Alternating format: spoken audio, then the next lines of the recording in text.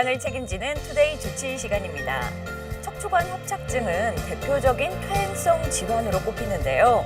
최근 30대 젊은 층에서도 발병하는 경우가 있다고 합니다. 오늘 척추관 협착증의 원인과 해결책에 대해서 척시원병원 장희성 병원장님 모시고 얘기 나눠보겠습니다. 병원장님 안녕하세요. 안녕하세요.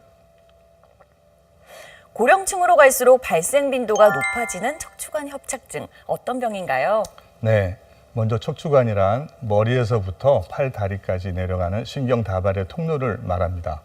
척추관 협착증이란 신경이 지나가는 이 척추관에 퇴행성 변화로 인해서 뼈가 자라거나 인대나 척추관절이 굵어지면서 통로가 좁아져 증상이 나타나는 질환으로 이때 다리로 내려가는 신경을 압박하여 보행하기 힘들 정도의 통증과 저림 증상이 나타나는 대표적인 퇴행성 척추 질환입니다. 네, 척추관 협착증이 30대 중반의 젊은 여성층에서도 일어난다고 하는데 네. 그 이유가 뭘까요? 젊은 층에서 척추관 협착증이 나타날 수 있는 경우는 나이가 들어서 심한 퇴행성 변화로 인해서 초래되는 경우와 달리 체질적이고 선천적인 요인으로 척추관이 구조적으로 이미 좁아진 상태로 이런 상태로 생활하다가 약간의 퇴행성 변화로도 척추관이 더욱 좁아져서 다리로 내려가는 신경을 압박할 수 있기 때문입니다.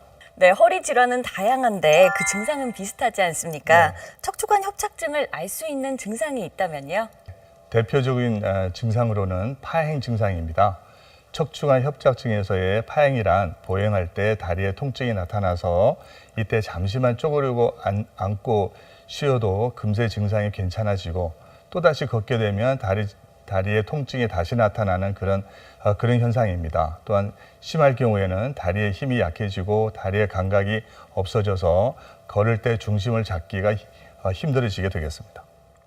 네, 그렇다면 척추관 협착증의 치료는 어떻게 이루어지게 됩니까? 네. 척추관 협착증의 치료 방법은 심하지 않는 초기에는 물리치료나 약물, 운동요법 등으로 치료 효과를 볼 수 있으나 지속적인 치료에도 충분한 효과를 볼 수 없을 경우 보다 전문적인 치료 방법을 선택해야 되겠습니다. 이때 비수술적으로 간단하게 시행할 수 있는 방법이 풍성 확장술이 있습니다. 이 시술은 좁아져 있는 척추관 속에 특수 카테터를 삽입해서 여기에 장착된 풍선을 부풀려 좁아진 척추관을 넓혀주고 동시에 병소 부위를 찾아 통증을 감소시킬 수 있는 약물을 주입해서 통증 개선은 물론 척추관의 협착을 완화시키는 방법입니다. 네, 시술을 해서 치료가 되면 좋겠지만 네. 수술을 해야 되는 경우도 있지 않습니까? 네, 그렇습니다. 네, 그런 경우 어떤 경우인가요? 네. 첫째, 꾸준한 치료에도 불구하고 호전 없이 증상이 지속되거나 더 심해지는 경우고요. 둘째는 보행 시에 중심을 잘 잡지 못하는 보행장애가 나타나거나 하지마비 또는 대소변 장애가 나타나는 경우에 빠른 수술적 치료를 요합니다. 이때 수술적인 방법은 최소한의 절개를 해서 현미경을 보면서 시행하는 그런 최소 침습적 미세 현미경 감압술을 시행하게 되겠습니다.